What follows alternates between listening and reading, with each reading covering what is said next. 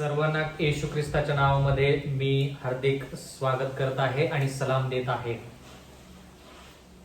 बंधू आणि भगिनींनो, तुमच्या मदतीने, देवाच्या सहाय्याने आजपर्यंत आपण दानिएल आणि भविष्यवाणी ही जी मालिका आहे या मालिकेमध्ये आपण वाटचाल करत आहोत. आणि आजचा जो संदेश आहे तो 20व्या क्रमांकाचा संदेश आहे, ज्याचं शीर्षक आहे लहानसे शिंग आणि पवित्र स्थान. लहानसे शिंग आणि पवित्र स्थान. प्रियजन हो, देवाचे आपण उपकार मानले पाहिजेत, कारण की आतापर्यंत त्यानं विश्वासाने आपल्याला मदत केलेली आहे. त्याचा पवित्र आत्मा आपल्याला पुरवलेला आहे, जेणेकरून ज्या गोष्टी समजण्यासाठी कठीण आहेत त्या आपल्याला समजत आहेत. आणि एवढंच नाही तर त्या दैनंदिन जीवनामध्ये त्याचा वापर व्हावा म्हणून देव आपल्याला प्रोत्साहन देत आहे. तर ह्या सर्व गोष्टी होत असताना आपण देवाचे खरोखर उपकार मानले पाहिजेत आणि देवाला विनंती केली पाहिजे की येणाऱ्या काळामध्ये देखील त्याने आपल्याला सहाय्य मदत करावी. म्हणून आज पुन्हा एक वार आपण त्याच्या चरणी जाऊया, प्रार्थना करूया, जेणेकरून तो आणि त्याचा पवित्र आत्मा आपल्या संती सदोदित राहील. आपण प्रार्थनेत असू. स्वर्गातील जिवंत सेनाधीश परमेश्वरा, उपकार मानतो आजच्या ह्या संधीबद्दल. परमेश्वरा, तू आम्हाला आतापर्यंत सांभाळलेला आहेस, कोणत्याही गोष्टीची उणीव भासू दिली नाहीस. आणि परमेश्वरा, जरी भासली असली तरी परमेश्वर देवा, तू आम्हाला त्याच्यामध्ये विश्वास आमचा वाढवलेला आहेस आणि त्या विश्वासाद्वारे आमचं तू संगोपन केलेलं आहेस. आम्हाला तू लागणाऱ्या सर्व गोष्टी पुरवलेल्या आहेस, म्हणून उपकार मानतो. आज विशेष करून परमेश्वरा तुझं वचन शिकणार आहोत. पुन्हा एक वार मागत आहोत की पवित्र आत्मा नेहमीप्रमाणे त्या पवित्र आत्म्याला तू आमच्यामध्ये पाठव. तुझं वास्तव्य ह्या अध्ययनामध्ये असू दे, जेणेकरून हे अध्ययन जे आहे ते आणखी जास्त अर्थभरित होईल. आणि म्हणून मागत आहोत देवा की तुझं वास्तव्य आमच्या संती असावं, जेणेकरून परमेश्वरा जी स्तुती भक्ती आम्ही करत आहोत ती तुला मान्य होईल. जे लोक ह्या ठिकाणी परमेश्वरा वेगवेगळ्या माध्यमाद्वारे आमच्या संती जोडण्याचा प्रयत्न करत आहेत, त्यांना तू सहाय्य मदत कर, त्यांचे मार्ग मोकळे कर. हे जे अध्ययन आहे, तुझं जे वचन आहे, आम्ही सर्व तुझ्या हातामध्ये स्वतःला समर्पित करून ही नम्र विनंती येशूच्या नावात मागतो, म्हणून तो ऐक. आमेन. आजचा जो संदेश आहे तो लहानसे शिंग आणि थोडक्यात आपण देवाचं पवित्र स्थान जे आहे त्याच्याविषयी शिकणार आहोत. देवाचं पवित्र स्थान जे आहे त्याच्याविषयी शिकणार आहोत. म्हणजे लहानसं शिंग आणि देवाच्या पवित्र स्थानामध्ये काय संबंध आहे ते आपण थोडक्यात पाहणार आहोत. याच्यासाठी आपण थोडीशी जर पार्श्वभूमी पाहिली, ज्या गोष्टी आपण अगोदर शिकलेल्या आहोत. दानिएलच्या 8व्या अध्यायामध्ये आपण 2 शिंगाचा एडका पाहिला, जो मेदी पार्शीला दर्शवतो, ज्याची कारकीर्द 539 ख्रिस्तपूर्व ते 331 ख्रिस्तपूर्व अशी आहे. त्याच्यानंतर आपण पाहिलं की एक बकरा आहे जो ग्रीसच्या राज्याला दर्शवतो आणि त्या बकऱ्याच्या डोळ्याच्या मधोमध एक ठिळक शिंग आहे, जे ग्रीसचा पहिला राजा जो आहे अलेक्झांडर किंवा सिकंदर त्याला दर्शवतो. आणि तो बकरा जो आहे तो ग्रीसचं राज्य दर्शवतो, ज्याची कारकीर्द आहे 331 ख्रिस्तपूर्व ते 168 ख्रिस्तपूर्व. आणि मग तो बकरा जो आहे तो एडक्याला धडक मारतो, म्हणजे ग्रीसचं राज्य मेदी पार्शीच्या राष्ट्रावरती लढाई करतं आणि मेदी पार्शीच्या राज्याला पराभूत करतं. एवढंच नाही तर आपण पाहिलं की हा जो बकरा आहे तो प्रबल झाला, त्याच्यावरती कोणी लढाई न करता थोडक्यात ते ठळक शिंग जे आहे, म्हणजे थोडक्यात तो पहिला राजा सिकंदर जो आहे तो लढाईमध्ये कोणी त्याला पराजित न करता तो मरून जातो किंवा त्याला प्राण द्यावे लागतात, किंवा थोडक्यात त्याचे प्राण निघून जातात. त्याला मृत्यू, म्हणजे त्याचा मृत्यू होतो असं थोडक्यात म्हटलं तर चालेल. तर त्याच्यानंतर आपण पाहतो की 4 सेनापतींनी त्याचं जे राज्य आहे ते विभागून घेतलं दिशेनुसार, पूर्व, पश्चिम, उत्तर, दक्षिण. आणि आपण असं देखील पाहिलं दानिएलच्या 8व्या अध्यायामध्ये की त्या शिंगांपैकी किंवा त्या शिंगांपासून किंवा त्या 4 दिशेंपासून, म्हणजे थोडक्यात अलेक्झांडर नंतर 4 शिंगे, त्या ठिळक शिंगानंतर 4 शिंगे वर आली असं आपण पाहिलं. तर ती 4 शिंगे ग्रीसच्या 4 सेनापतींना दर्शवतात. आणि मग त्या 4 शिंगांनंतर लहानसं शिंग आलं असं देवाचं वचन म्हणतं. मग हे लहानसं शिंग 4 शिंगांच्या मधून किंवा 4 शिंगांपैकी एकामधून आपण म्हटलं तर चालेल, किंवा त्या 4 दिशा ज्या आहेत त्या 4 दिशेमधून एक दिशेने ते लहानसं शिंग आलं आणि त्यानं बढाई मारली. म्हणजे त्याची जी इच्छा आहे की त्यानं बाकीच्या राष्ट्रांवरती कब्जा करावा, म्हणून त्यानं त्याचं लक्ष जे आहे ते पूर्व, पश्चिम आणि दक्षिणेत लावलं. कारण की ते लहानसं शिंग स्वतःला मी उत्तरेचा राजा आहे, म्हणजे थोडक्यात देवाच्या सिंहासनावरती बसलेला आहे असं ते राज्य स्वतःला म्हणतं. म्हणून उत्तरेच्या दिशेला बसून बाकीच्या 3 दिशा ज्या आहेत त्या 3 दिशेवरती त्यानं कब्जा करण्याचा प्रयत्न केला. आणि विशेष करून आपण पश्चिम दिशा म्हणजे देवाचा वैभवी देश, म्हणजे वैभवी देशाकडे त्यानं नजर फिरवली. वैभवी देश देवाच्या वचनानुसार देवाचे लोक किंवा देवाचे जे संतान आहे, देवाचे जे मंडळी आहे त्याला दर्शवतं. आणि एवढंच नाही तर आपण त्या ठिकाणी पाहिलं बंधू आणि भगिनींनो की हे लहानसं शिंग जे आहे, हे लहानसं शिंग जे 3रं राज्य आहे त्या 3ऱ्या राज्याच्या 4 शिंगानंतर किंवा 4 शिंग जे आहेत त्यातल्या एकातून बाहेर येतं, किंवा 4 दिशा आहेत ज्या त्या 4 सेनापतींच्या आहेत त्यातून हे लहानसं शिंग येतं असं आपण पाहिलं. मग आता हे लहानसं शिंग जे आहे, हे लहानसं शिंग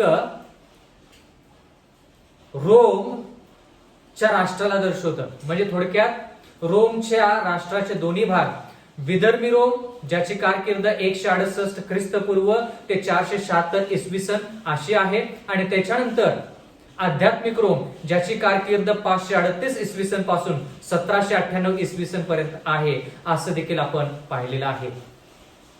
देवाच्या वचनामध्ये आपण असंही पाहिलं की हे लहानसं शिंग जे आहे, हे लहानसं शिंग दोन्हींना का दर्शवतं? कारण की जे गुणधर्म विदर्भी रोम मध्ये आहेत तेच गुणधर्म आध्यात्मिक रोम मध्ये देखील आहेत. म्हणजे थोडक्यात ह्या लहानसं शिंग जे आहे, ह्या लहानशा शिंगाला पुढं जे फुटते त्याला आध्यात्मिक रोम म्हटलं तर चालेल. म्हणजे थोडक्यात लहानसं शिंग जे आहे त्याला 2 भाग आहेत, पहिलं विदर्भी रोम आणि नंतर आध्यात्मिक रोम. तर आपण दानिएलचा 8वा अध्याय आणि 11व्या वचनामध्ये जर वाचलं तर देव ह्या ठिकाणी आपल्याला काय सांगत आहे ते पाहूया. एवढेच नव्हे तर त्या गणांच्या अधिपती बरोबर तो स्पर्धा करू लागला. म्हणजे लहानशा शिंगाने गणाचा अधिपती म्हणजे येशू ख्रिस्त जो आहे त्याच्याबरोबर स्पर्धा केली. आणि आपण हे देखील शिकलो की विदर्भी रोमच्या काळामध्ये रोमच्या सैन्यानं, रोमच्या राजाने येशू ख्रिस्ताला वधस्तंभावरती खिळले. एवढंच नाही तर पुढे लिहिलेलं आहे, त्याला नित्य होत असलेले यज्ञयाग त्याने बंद केले आणि त्याचे पवित्र स्थान पाडून टाकले. आता नित्य होत असलेले यज्ञयाग त्याने बंद केले म्हणजे आध्यात्मिक रोमनं नित्य यज्ञयाग म्हणजे विदर्भी रोम, जर तुम्हाला ते टिप्पणी करायची असेल किंवा लिहायचं असेल तर तुम्ही असं लिहू शकता, नित्य यज्ञयाग म्हणजे विदर्भी रोम असं तुम्ही म्हणू शकता. तर विदर्भी रोम जे आहे ते बंद केलं किंवा थोडक्यात त्याची जागा आध्यात्मिक रोमने घेतली. आणि ह्या ठिकाणी लिहिलंय आणि त्याचे पवित्र स्थान म्हणजे आध्यात्मिक रोमचे पवित्र स्थान पाडून टाकले म्हणजे थोडक्यात स्थापित केले. म्हणजे हे आध्यात्मिक रोम जे स्वतःला देव म्हणतं ते म्हणतं की जर मी देव आहे तर माझं देखील पवित्र स्थान आहे, आणि जर माझं पवित्र स्थान आहे तर ते पवित्र स्थान मी स्थापन करेन. म्हणजे थोडक्यात 538 इसवी सन मध्ये जी पोपची सत्ता ह्या जगामध्ये आली, ज्याला आपण आध्यात्मिक रोम म्हणतो, त्यानं स्वतःच पवित्र स्थान जे आहे ते पवित्र स्थान स्थापित केलं. म्हणजे थोडक्यात देव जसा आहे तसं तो वागतो, देवाचं जसं पवित्र स्थान आहे तसंच त्यानं पवित्र स्थान स्वतःच देखील स्थापित केलं. म्हणजे आपण देवाच्या वचनानुसार असं पाहत आहोत की हे लहानसं शिंग जे आहे हे सर्व जी ताकद आहे ती देवाची ताकद आहे असं दाखवतं आणि लोकांचं मन जे आहे ते देवापासून स्वतःकडे वळवतं. म्हणून आपलं लक्ष येशू ख्रिस्ताकडं जास्त पाहिजे आणि त्याच वेळेस आपलं लक्ष ह्या लहानशा शिंगाकडे देखील पाहिजे. दानिएलचा 8वा अध्याय 12 वचन, लोकांच्या पातकास्तव ते सैन्य नित्याच्या यज्ञयागासहित त्याच्या स्वाधीन करण्यात आले. म्हणजे नित्याचा यज्ञयाग म्हणजे आपण शिकलो विधर्मी रोम, म्हणजे चौथं राष्ट्र जे आहे त्याचा पहिला भाग. विधर्मी रोम व लोक जे आहेत ते लोक जे पाप करत आहेत त्या सर्वांना देवाचं वचन म्हणतं आध्यात्मिक रोमच्या सत्तेखाली आणण्यात आलं, आध्यात्मिक रोमच्या हाताखाली आणण्यात आलं. म्हणजे विधर्मी रोम आणि पापी लोक आणि देवाचे लोक जे आहेत त्यांना आध्यात्मिक रोमच्या कब्ज्यामध्ये ठेवण्यात आलं किंवा टाकण्यात आलं थोडक्यात. तर या ठिकाणी असं लिहिलेलं आहे की ह्या आध्यात्मिक रोमनं दानिएल 8:12 मध्ये लिहिलेलं आहे, त्याने सत्य मातीस मिळवले. सत्य मातीस मिळवणे म्हणजे जे असत्य आहे ते असत्य उंचावणे. म्हणजे आपण हे देखील पाहिलेलं आहे की सत्य जे आहे ते 10 आज्ञा आहेत. 10 आज्ञामध्ये चौथी आज्ञा जी शाबाताची आज्ञा आहे ते सत्य आहे. पण ह्या लहानशा शिंगाने सत्य धुळीस कसं मिळवलं? त्या पवित्र शाबाताच्या ऐवजी रविवार हा दिवस पवित्र मानायला सुरुवात केली किंवा पाळायला सुरुवात केली. आणि म्हणून जे सत्य आहे, जो 7वा दिवस आजच्या कॅलेंडर प्रमाणे शनिवार आहे, त्याला धुळीस मिळवण्याचा प्रयत्न केला.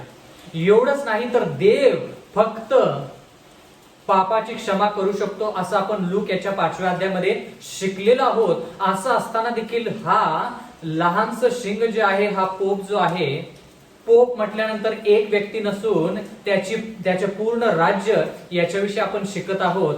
तर त्या राज्याने देवाची जागा, त्या पोपने देवाची जागा घेऊन मी देव आहे, लोकांनी माझ्याकडे यावं आणि पाप क्षमा मागावी म्हणून त्यानं स्वतःचं पवित्र स्थान मांडलं आणि सत्य जे आहे ते धुळीस मिळवलं. आता ह्या ठिकाणी पुढे लिहिलेलं आहे दानिएल 8:12 मध्ये, त्याने आपला मनोरथ सिद्धीस नेला. त्याने आपला मनोरथ जो आहे तो सिद्धीस नेला. म्हणजे ज्या गोष्टी त्यानं योजल्या होत्या त्या सर्व गोष्टी त्यानं सिद्धीस नेल्या. त्यानं पुरेपूर प्रयत्न केला की ज्या गोष्टी त्यानं योजलेल्या आहेत त्या गोष्टी पूर्ण होतील. आता दानिएलचा 8वा अध्याय आणि 13 वचन, देवाचं वचन ह्या ठिकाणी आपल्याला स्पष्ट म्हणतं, तेव्हा मी एक पवित्र पुरुषाला बोलताना ऐकले. दुसरा एक पवित्र पुरुष त्या बोलणाऱ्यास म्हणाला, हा नित्याचा यज्ञयाग. मुद्दा नंबर 1, हा नित्याचा यज्ञयाग. मुद्दा नंबर 2, विध्वंस मूलक पातक. मुद्दा नंबर 3, पवित्र स्थान. आणि मुद्दा नंबर 4, व सैन्य ही पायाखाली तुडवणे. ह्या दृष्टांतात पाहिलेल्या गोष्टी कोठवर चालणार असं देवाचं वचन म्हणतं. म्हणजे ह्या ठिकाणी 2 लोक बोलत आहेत, 2 पुरुष बोलत आहेत आणि एक पुरुष दुसऱ्या पुरुषाला म्हणतो किंवा विचारतो. प्रश्न ह्या ठिकाणी विचारलेला आहे. हा प्रश्न ख्रिस्ती या नात्याने प्रत्येक व्यक्तीनं शिकला पाहिजे. आणि म्हणून आज आपण देवाच्या मदतीने दानिएल 8:13 जे वचन आहेत, जे वचन अत्यंत गरजेचं आहे ते आपण शिकणार आहोत. ह्या ठिकाणी एक पुरुष दुसऱ्या पुरुषाला प्रश्न विचारत आहे, हा नित्याचा यज्ञयाग. मुद्दा नंबर 1, हा नित्याचा यज्ञयाग. हा नित्याचा यज्ञयाग, नित्याचा यज्ञयाग म्हणजे विधर्मी रोम. म्हणजे हे विधर्मी रोम जे आहे त्याच्यानंतर लिहिलंय विध्वंसमूलक पातक. म्हणजे विधर्मी रोम नंतर काय आलं, आध्यात्मिक रोम आलं. त्याला आपण विध्वंसमूलक पातक, म्हणजे ज्या राष्ट्रामुळे विध्वंस होतो, विध्वंस म्हणजे नाश होतो, ज्या राष्ट्रामुळे लोक पापात पडतात किंवा ज्या राष्ट्राच्या पापामुळे विध्वंस होतो, नाश होतो, त्याला म्हणायचं विध्वंसमूलक पातक. म्हणजे ज्या पापामुळे विध्वंस होतो त्याला म्हणायचं विध्वंसमूलक पातक. मग आपण ह्या ठिकाणी शिकलेलो आहोत दुसरे थेसलोनिकरास पत्रेच्या दुसऱ्या अध्यायामध्ये की हे लहानसं शिंग स्वतःला देव म्हणतं आणि स्वतःला भजनीय असं म्हणतं आणि विधर्मी रोमला काढून स्वतः त्या ठिकाणी त्याची जागा घेतं. म्हणजे नित्याचा यज्ञयाग म्हणजे विधर्मी रोम आणि विध्वंसमूलक पातक म्हणजे आध्यात्मिक रोम. कारण की आध्यात्मिक रोम काय करतं, पाप करतं. शाबात जो 7वा दिवस आहे ते काढून पहिला दिवस आठवड्याचा जो रविवार आहे त्याला शाबात ठरवतं. म्हणजे थोडक्यात हे पाप झालं. विध्वंसमूलक पाप म्हणजे नष्ट करण्यासारखं पाप आहे हे. म्हणून या ठिकाणी विध्वंसमूलक पातक जो दुसरा मुद्दा आहे तो आध्यात्मिक रोमला दर्शवतं. एवढंच नाही तर पुढे लिहिलेलं आहे पवित्र स्थान व सैन्य. आता पवित्र स्थान ह्या ठिकाणी कोणाचं पवित्र स्थान? दानियल 8:11 मध्ये ज्यावेळेस आपण म्हणालो त्याने त्याचे पवित्र स्थान पाडून टाकले, त्यावेळेस आपण असं शिकलो की आध्यात्मिक रोमनं त्याचं पवित्र स्थान जे आहे ते स्थापन केलं. हे दानियल 8:11 मध्ये आपण सिद्ध केलेलं आहे. पण दानियल 8:13 मध्ये जे पवित्र स्थान आहे ते पवित्र स्थान देवाचं आहे. कारण की ह्या ठिकाणी लिहिलेलं आहे पवित्र स्थान व सैन्य ही पायाखाली तुडवण्यात आली. मग आता आपल्याला आपण जाणून घेऊ शकतो की आध्यात्मिक रोम जे आहे ते स्वतःच पवित्र स्थान पायाखाली तुडवणार नाही. आपण दानियल 7 मध्ये पाहिलं की 4थं श्वापन जे आहे ते काय करतं, दातामध्ये गोष्टी घेतं, ते दातामध्ये घेऊन ते तोंडाने चावतं आणि ज्या गोष्टी खाली पडलेल्या आहेत ते पायाने तुडवतं. ह्या गोष्टी आपण दानियल 7 मध्ये शिकलेलो आहोत. तोच संदर्भ ह्या ठिकाणी आहे. तर पवित्र स्थान दानियल 8:13 मध्ये जे आहे ते पवित्र स्थान देवाचं आहे आणि सैन्य म्हणजे देवाचे लोक हे त्याच्या पायाखाली तुडवले जातात. म्हणजे थोडक्यात जर तुम्हाला लिहून घ्यायचं असेल तर तुम्ही लिहून घेऊ शकता, ते तुम्ही नमूद करू शकता. एक विधर्मी रोम म्हणजे नित्याचा यज्ञयाग, 2 म्हणजे विध्वंसमूलक पातक, 3 म्हणजे पवित्र स्थान जे देवाचे आहे, 4 म्हणजे सैन्य म्हणजे लोक जे देवाचे आहेत. ह्या ठिकाणी बंधू आणि भगिनींनो आपण असं पाहत आहोत की एक पुरुष दुसऱ्या पुरुषाला प्रश्न विचारत आहे आणि तो प्रश्न म्हणजे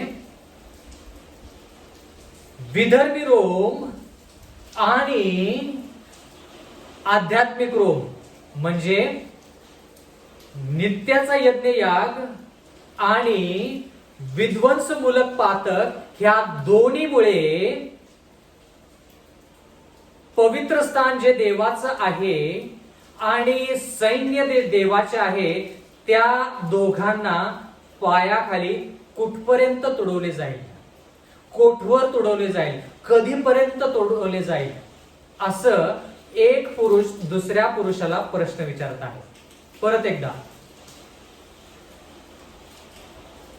नित्याचा यज्ञयाग म्हणजे विधर्मी रोम, विध्वंसमूलक पातक म्हणजे आध्यात्मिक रोम, ह्या दोघांमुळे पवित्र स्थान जे देवाचं आहे, जे दानिएल 8:13 मध्ये आहे, आणि सैन्य म्हणजे देवाचे लोक, ह्या दोघांना कुठपर्यंत पायाखाली तुडवलं जाईल. म्हणजे ह्या दोघांमुळे, विधर्मी रोम आणि आध्यात्मिक रोममुळे देवाचं पवित्र स्थान आणि त्याच्या लोकांना पायाखाली कुठवर तुडवले जाईल असा प्रश्न एक पुरुष दुसऱ्या पुरुषाला विचारत आहे. हा मुद्दा फार महत्वाचा. म्हणजे आपण 4 गोष्टी पाहिल्या या ठिकाणी. विधर्मी रोम मुद्दा नंबर 1, मुद्दा नंबर 2 आध्यात्मिक रोम, मुद्दा नंबर 3 देवाचे पवित्र स्थान, मुद्दा नंबर 4 देवाचे लोक म्हणजे सैन्य. म्हणजे आता ह्या ठिकाणी आपण असं म्हणूया की नित्याचा यज्ञयाग आणि विध्वंसमूलक पातक, म्हणजे विधर्मी रोम आणि आध्यात्मिक रोमला आपण अ म्हणूया. पवित्र स्थान जे देवाचे आहे आणि सैन्य म्हणजे देवाचे लोक जे आहेत त्याला आपण ब म्हणूया. म्हणजे एक पुरुष दुसऱ्या पुरुषाला म्हणतो की अ मुळे ब पायाखाली कुठवर तुडवले जाईल.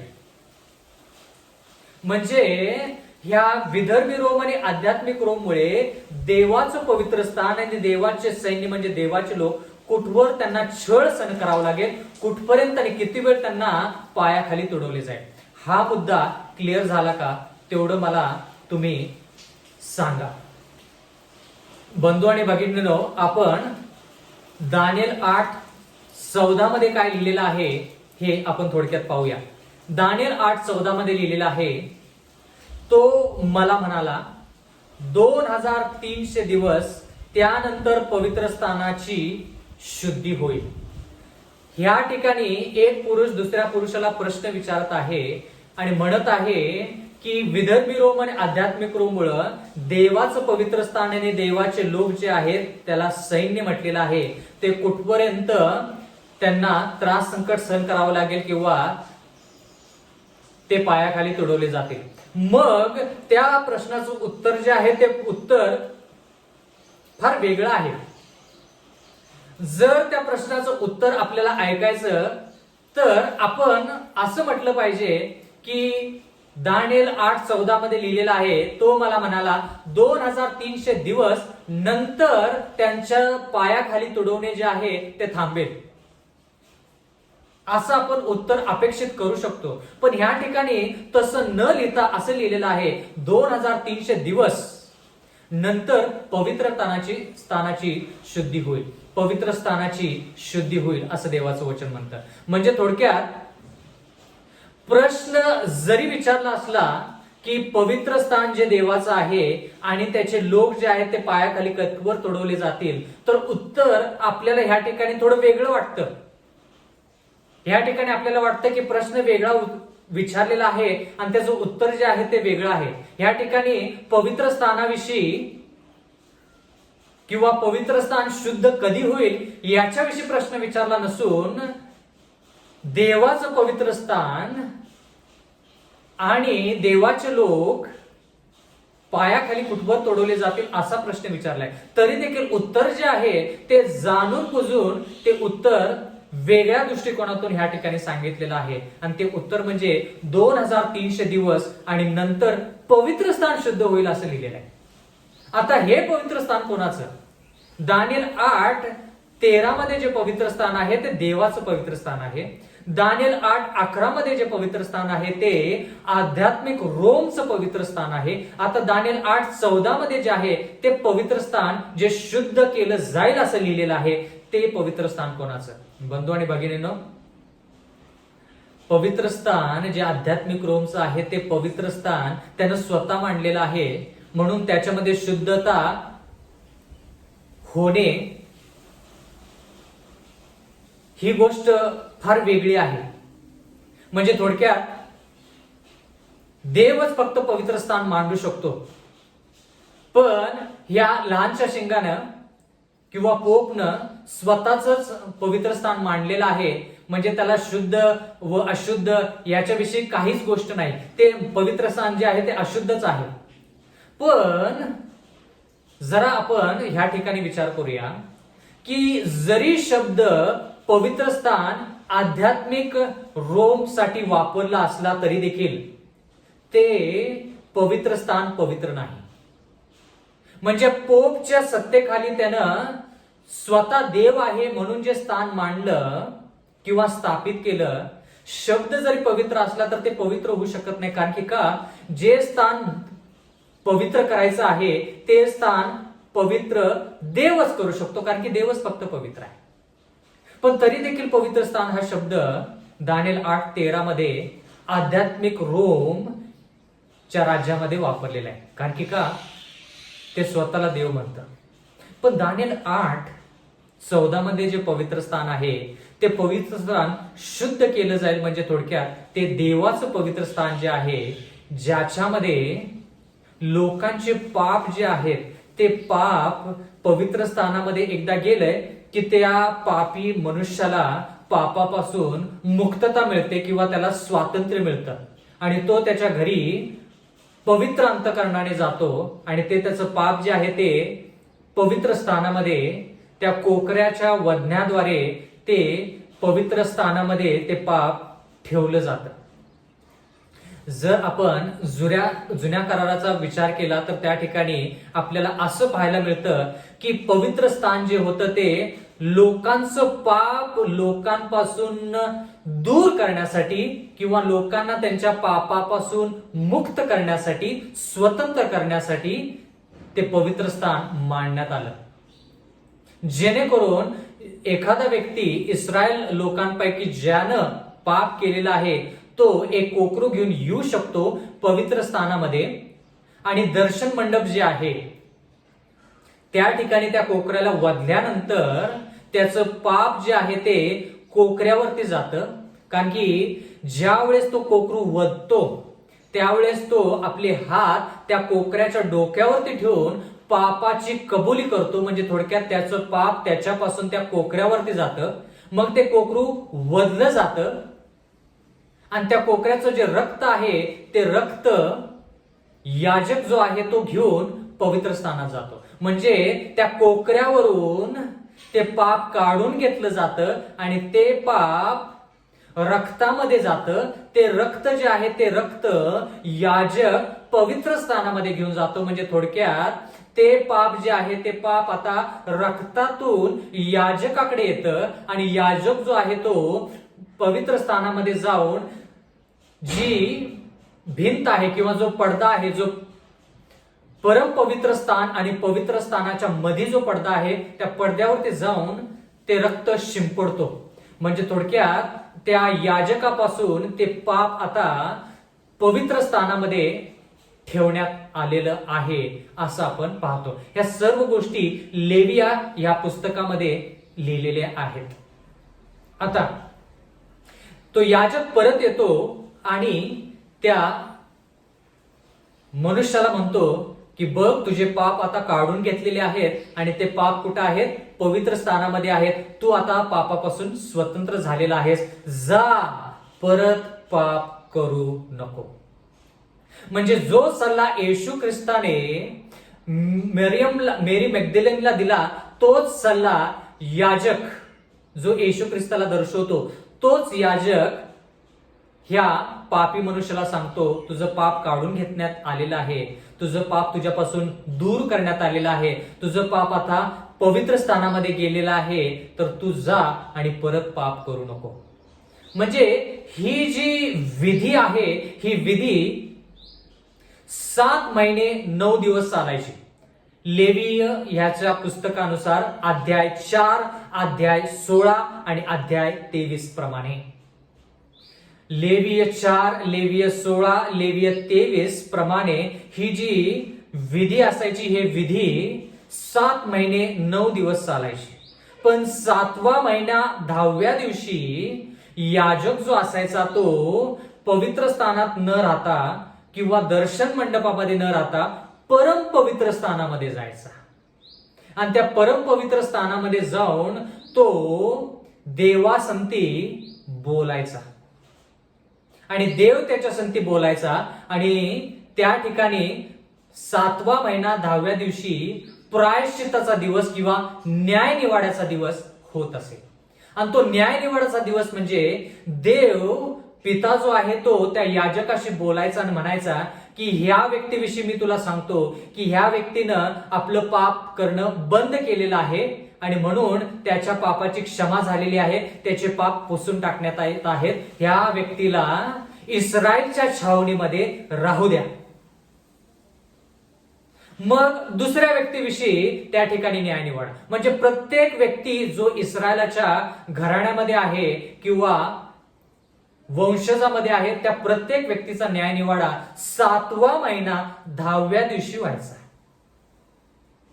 तसं होत असताना लोक जे असायचे ते त्या दिवशी त्यांनी जर पाप केलं तर त्यांचा त्या छावणीतून उच्छेद केला जायचा, म्हणजे त्यांना काढून टाकलं जायचं.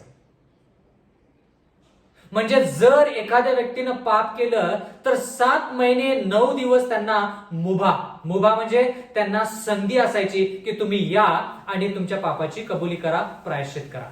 पण 7वा महिना 10व्या दिवशी ही जी विधी आहे, कोणती विधी? कोकऱ्याच्या डोक्यावरती हात ठेवणे, पापाची कबुली करणे, कोकऱ्याला वधणे, कोकऱ्याचं रक्त याजकाने घेणे, ते जाऊन त्या पडद्यावरती शिंपडणे, ही विधी 7वा महिना 10व्या दिवशी अजिबात केली जात नसे. बंधू आणि भगिनींनो, 7वा महिना 10व्या दिवशी काय केलं जायचं? न्याय निवाडाचा दिवस असायचा. त्यावेळेस याजक दर्शन मंडपामध्ये नसायचा, पवित्र स्थानामध्ये नसायचा, परम पवित्र स्थानामध्ये असायचा. आणि त्या ठिकाणी प्रत्येक व्यक्तीविषयी देव या याजकाशी बोलायचा आणि म्हणायचा की ह्या व्यक्तीनं पापाची कबुली केली, त्यानं कोकरू आणलं, पापाची कबुली केली तर कोकरू वधलं गेलं, त्याचं पाप त्याच्यापासून मुक्त झालं. पण परत जाऊन त्यानं पाप केलेलं आहे आणि त्यानं पापाची क्षमा मागितलेली नाही आणि म्हणून त्याचा इस्रायलाच्या छावणीतून उच्छेद केला जावा. म्हणजे थोडक्यात त्याला त्या छावणीतून काढून टाकलं जायचं. पण जर एखाद्या व्यक्तीनं प्रायश्चित केलेलं आहे, पापाची क्षमा मागितलेली आहे, त्याच्यानंतर त्यानं कोणतंही पाप केलं नाही तर त्याला त्या छावणीमध्ये राहू दिलं जायचं. म्हणजे थोडक्यात 7वा महिना 10व्या दिवशी जे पवित्र स्थान आहे, जे लोकांच्या पापामुळे अशुद्ध झालेलं आहे, ते पाप आता याजक काय करतो? ते पाप काढून घेण्याचा प्रयत्न करतो. कसं? 7वा महिना 10व्या दिवशी याजक 2 कोकरांना घ्यायचा. एक कोकरू जे आहे ते देवासाठी आणि दुसरं कोकरू जे आहे ते जिवंत ठेवलं जायचं. म्हणजे एक कोकरू वधलं जायचं 7व्या दिवशी महिना 10व्या दिवशी. कोण? याजक वधायचा आणि त्या कोकराचं जे रक्त आहे ते रक्त घेऊन तो परम पवित्र स्थानामध्ये जायचा, देवाशी बोलायचा. देव त्याला प्रत्येक लोक जे इस्रायलाच्या छावणीमध्ये आहेत त्यांचा न्याय निवाडा व्हायचा 7वा महिना 10व्या दिवशी. न्याय निवाडा झाला की मग याजक जे सर्व पाप ज्या लोकांनी प्रायश्चित केलेलं आहे त्या लोकांचं पाप जे पवित्र स्थानामध्ये आहे ते सर्व पाप तो याजक जो असायचा तो याजक स्वतःवरती घ्यायचा. 7वा महिना 10वा दिवस ते पाप स्वतःवरती घ्यायचा आणि याजक तो बाहेर यायचा आणि ज्या 2 कोकरापैकी एक वधलेला आहे आणि दुसरं जिवंत आहे त्या कोकऱ्यावरती, त्या बकऱ्यावरती तो हात ठेवून सर्व जे पाप आहे ते त्याच्यावरती लादायचा. कोणतं पाप? ज्या लोकांनी प्रायश्चित केले त्या लोकांचं पाप फक्त. आणि मग तसं केल्यानंतर ते कोकरू किंवा जे बकरा जो आहे त्याला एका बलिष्ठ माणसाच्या द्वारे त्या कोकऱ्याला, त्या बकऱ्याला वनचरणात किंवा जंगलात नेऊन ज्या ठिकाणी लोकवस्ती नाही त्या ठिकाणी सोडण्यात येत असे. ह्याला म्हणायचं पवित्र स्थानाचे शुद्धीकरण. म्हणजे 7वा महिना 10व्या दिवशी पवित्र स्थान अशा प्रकारे शुद्ध केलं जायचं. म्हणजे थोडक्यात ज्या लोकांनी प्रायश्चित केले फक्त त्यांचं पाप याजक त्या पवित्र स्थानातून घ्यायचा आणि कोकऱ्यावरती लादायचा आणि ते कोकरू जंगलामध्ये सोडून देण्यात येत असे. पण ज्या लोकांनी प्रायश्चित केलं नाही, म्हणजे परत जाऊन त्यांनी पाप केलं, त्यांचं पाप परम पवित्र स्थानामध्ये जो पडदा आहे त्याच्यावरून याजकाकडून रक्तातून त्या बकऱ्याकडे आणि बकऱ्याकडून परत त्या पापी मनुष्याकडे ते पाप परत जायचं आणि त्या पापी लोकांचा त्या छावणीतून उच्छेद केला जायचा, म्हणजे थोडक्यात त्यांना काढून टाकलं जायचं. ह्याला म्हणायचं थोडक्यात न्यायनिवाडा. तर देवाच्या वचनामध्ये प्रश्न विचारलेला आहे एका पुरुषाने दुसऱ्या पुरुषाला की विधर्मी रोम आणि आध्यात्मिक रोम मुळे, ह्या दोघांमुळे देवाचं पवित्र स्थान आणि देवाचे सैन्य म्हणजे देवाचे लोक, ह्या दोघांना कुठपर्यंत त्रास सहन करावा लागेल, कुठपर्यंत त्यांना पायाखाली तुडवलं जाईल. आणि उत्तर ह्या ठिकाणी दानिएल 8:14 मध्ये आहे 2300 दिवस मग पवित्र स्थान शुद्ध होईल. म्हणजे हे मुद्दाम देवाने का सांगितलं, अशा प्रकारचं उत्तर देवाने का दिलं, कारण की देवाला सांगायचं आहे की हे लहानसं शिंग ज्या वेळेस 1798 इसवी सनच्या नंतर परत सत्तेमध्ये येतं त्यावेळेस ते न्यायनिवाड्याच्या वेळेस लोकांचं लक्ष देवाच्या न्यायनिवाड्याकडे काढून बाकीच्या ठिकाणी ते लक्ष लावण्याचा प्रयत्न करतात. म्हणजे जे लक्ष आहे ते विचलित करण्याचा प्रयत्न करतात. कोण? लहानसं शिंग. म्हणून आजचा जो संदेश आहे त्या संदेशाचं शीर्षक आहे लहानसे शिंग आणि पवित्र स्थान. आपण शिकलेलो आहोत की लहानसं शिंग त्याची कारकीर्द आणि विशेष करून आध्यात्मिक रोमची कारकीर्द 538 इसवी सन पासून 1798 इसवी सन पर्यंत आहे. त्याच्यानंतर काय? त्याच्यानंतर दानिएल 7 मध्ये आपण पाहिलेलं आहे की न्यायनिवाडा सुरू होतो. मग त्याच्यानंतर परत लहानशा शिंगाला त्या ठिकाणी दृष्टांतामध्ये दानिएल पाहतो दानिएल 7 प्रमाणे. म्हणजे 1798 इसवी सनच्या नंतर ज्या वेळेस न्यायनिवाडा सुरू होतो, ज्याच्याविषयी आपण दानिएल 8 आणि 9 मध्ये शिकणार आहोत, तो न्यायनिवाडा ज्यावेळेस सुरू होतो त्यावेळेस हे लहानसं शिंग परत सत्तेमध्ये येतं.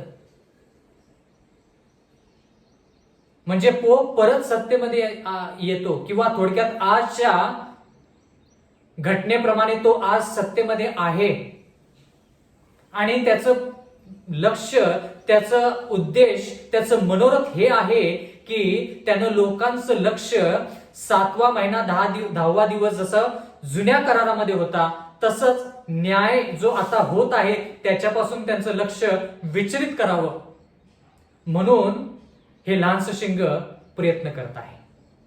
म्हणून देव म्हणतो की तुम्ही लहानशा शिंगाकडे लक्ष देत आहात पण न्यायनिवाड्याकडे पण लक्ष द्या.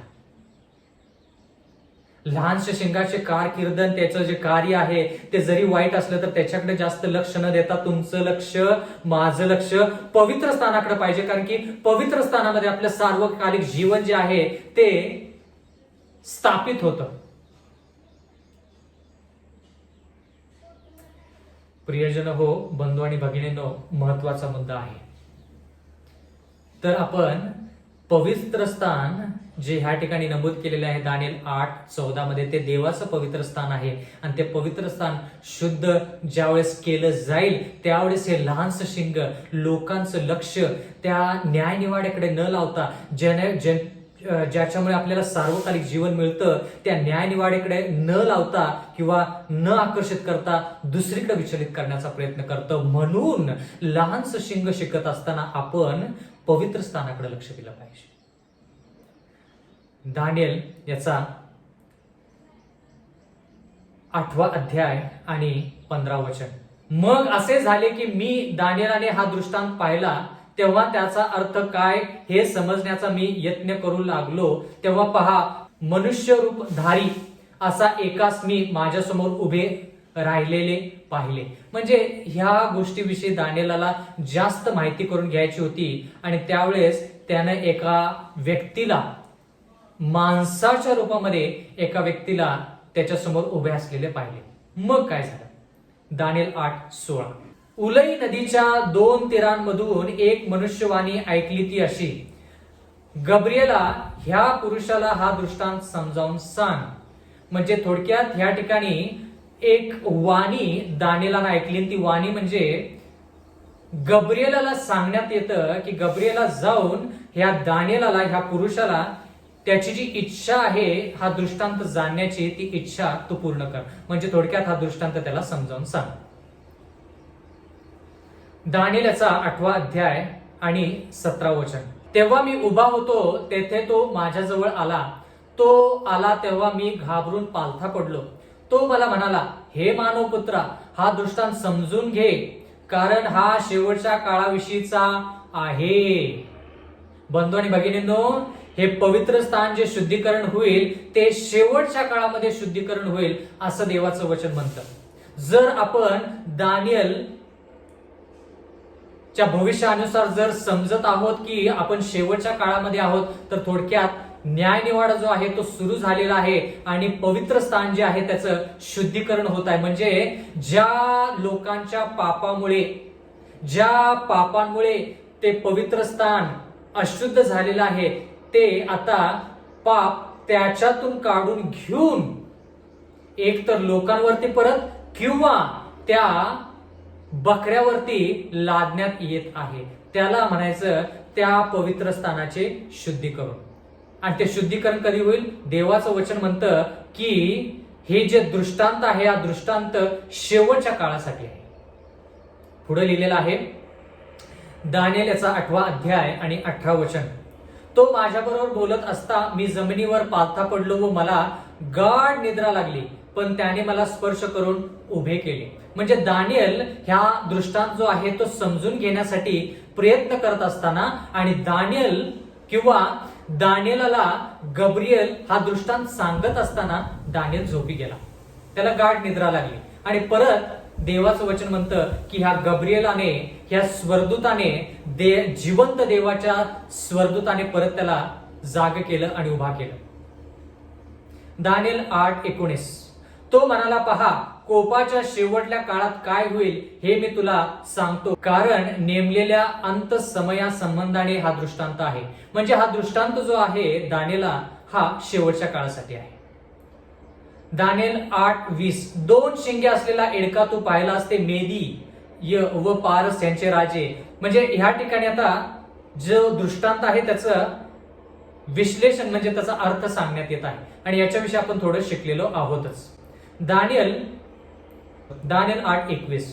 त्याच्या डोळ्यामध्ये मधोमध असलेले मोठे शिंग हा पहिला राजा आणि त्याच्या डोळ्याच्या मधोमध जे ठिळक शिंग आहे ते सिकंदर राजाला दर्शवतात. दानिएल 8:22. एक शिंग मोडून त्याच्या जागी 4 शिंगे निघाली, याचा अर्थ असा की त्या राज्यातून 4 राज्य उदवतील, मग त्यांचे बल पहिल्या राजा इतके राहायचे नाही. म्हणजे सिकंदर राजा जो ग्रीसचा राजा आहे त्याच्यानंतर त्याचं राज्य 4 राज्यांमध्ये 4 सेनापती जे आहेत ते विभागून घेतील, पण त्यांची ताकद अलेक्झांडर किंवा सिकंदर सारखी नसेल. दानिएल 8:23. त्या राज्यांचा शेवट जवळ येऊन पातकांच्या पापाचा घडा भरला, म्हणजे उग्र स्वरूपी कूट प्रश्न समजणारा असा राजा उभा राहील. म्हणजे आता ह्या ठिकाणी पाप पुरुष, अनितिमान पुरुष किंवा अनितीचे रहस्य किंवा लहानशे शिंग, ह्याला तर दुसरं नाव दिलेलं आहे. ह्या ठिकाणी लिहिलंय उग्र स्वरूपी कूट प्रश्न समजणारा असा राजा, त्याला म्हणायचं लहानसं शिंग आणि विशेष करून आध्यात्मिक. दानिएल 8:24. त्याची सत्ता बलवत्तर होईल, तथापि ती अशी त्याच्या स्वतःच्या पराक्रमाने होणार नाही. तो विलक्षण नाश करील, तो उत्कर्ष पावेल आणि आपला मनोरथ सिद्धीस नेईल. तो समर्थ व पवित्र लोकांचा नाश करेल. म्हणजे ह्या ठिकाणी लहानशा शेंगाविषयी लिहिलेला आहे. विशेष करून आध्यात्मिक रोम विषयी लिहिलेला आहे. विधर्मी रोम विषयी पण लिहिले, पण आध्यात्मिक रोम विषयी, कारण की देवाचं वचन म्हणतंय की तो पवित्र लोकांचा नाश करेल. या ठिकाणी लिहिलेलं आहे आपलं मनोरथ सिद्धीस नेईल. हेच वचन आपण दानियल याच्या 8व्या अध्यायामध्ये अगोदरच्या वचनामध्ये पाहिलं की त्याने आपले मनोरथ सिद्धीस नेले. कोणी? आध्यात्मिक रोम. या ठिकाणी लिहिलेलं आहे दानियल 8:25 मध्ये, तो आपल्या काव्याने आपल्या हातची कारस्थाने सिद्धीस नेईल. तो उन्मत्त होऊन निर्भय असलेल्या पुष्कळ लोकांचा नाश करेल, तथापि त्याच्यावर कोणाचा हात न पडता तो नाश पावेल. कोणाचा हात न पडता, कोणाचा हात न लागता. दानियल 2 मध्ये आपण पाहतो की पाषाण येतो आणि तो पाषाण मूर्तीवरती आदळून ते पूर्ण सर्व गोष्टी नष्ट होतात. आता ह्या ठिकाणी लिहिलंय की आध्यात्मिक रोमचा जो नाश आहे तो कोणाचा हात न लागता होईल. म्हणजे काय? दुसरं राष्ट्र जे जगिक आहे त्या जगिक राष्ट्राद्वारे आध्यात्मिक रोमचा नाश होणार नाही, तर स्वर्गीय राज्याद्वारे या आध्यात्मिक रोमचा नाश होईल, असं देवाचं वचन आपल्याला पाहायला मिळत आहे. दानियल 8:26, हा जो अहोरात्रीचा दृष्टांत सांगितला तो खरा आहे. हा दृष्टांत गुप्त ठेव, कारण तो दीर्घ काळास लागू आहे. म्हणजे शेवटच्या काळासाठी लागू आहे. आणि देवाच्या वचनामध्ये लिहिलेलं आहे दानियल 8:27 मध्ये, मग मी दानियल मूर्छित झालो आणि काही दिवस आजारी पडलो. का आजारी पडलं दानियल? कारण की दृष्टांतामध्ये त्याने या सर्व गोष्टी पाहिल्या. लोकांचा छळ पाहिला, लोकांचा नाश पाहिला, लोकांना त्रास झालेला पाहिला, लोकांना जेर केलं. म्हणजे लोकांची मनस्थिती बिघडू पर्यंत आध्यात्मिक रोमनं त्यांचा छळ केला. शेवटच्या काळामध्ये म्हणजे तुमच्यावरती माझ्यावरती जे अरिष्ट येणार आहे ते देखील दानियेलाने दृष्टांतामध्ये पाहिलं. आणि म्हणून देवाचं वचन म्हणतं की दानियल मूर्छित झाला आणि या सर्व गोष्टी पाहून तो आजारी पडला. देवांच्या लोकांचा छळ दानियेलाला बंधू आणि भगिनींनो सहन झाला नाही आणि त्या ठिकाणी तो आजारी पडला. नंतर मी उठून राजाचे कामकाज करू लागलो. हा दृष्टांत पाहून मी विस्मित झालो, पण तो कोणास कळाला नाही. तो कोणास कळाला नाही. म्हणजे थोडक्यात जी परिस्थिती ह्या जगावरती येणार आहे त्या परिस्थितीची झलक थोडक्यात देवाने दानियेला दाखवली. आणि देवाचं वचन म्हणते की या सर्व गोष्टी पाहून दानियल आजारी पडला, तो विस्मित झाला, मूर्छित झाला. आणि परत ज्यावेळेस तो बरा झाला त्यावेळेस त्यानं परत राज्याचे जे कामकाज आहे, राजाचं जे कामकाज आहे ते कामकाज करायला दानियेलाने सुरुवात केली. आणि कोणालाही हा दृष्टांत त्याच्याशिवाय कोणालाही हा दृष्टांत समजला नाही. बंधू आणि भगिनींनो, ही जी वचनं आहेत ते अत्यंत महत्वाची आहेत, फार गरजेचे आहेत. आणि म्हणून माझी कळकळीची आग्रहाची विनंती आहे की आपण सातत्याने देवाच्या वचनामध्ये असंच रमून जाऊया, ते वचन आत्मसात करूया, जेणेकरून आपल्याला येणाऱ्या काळामध्ये जो त्रास संकट आहे तो त्रास संकट त्याच्या सामोरे कसं जायचं आणि देवासंती शेवटपर्यंत विश्वासू कसं राहायचं हे कळेल. आणि आपल्याद्वारे बाकीच्या लोकांना देखील सार्वकालिक जीवन मिळेल. आपण प्रार्थना करूया.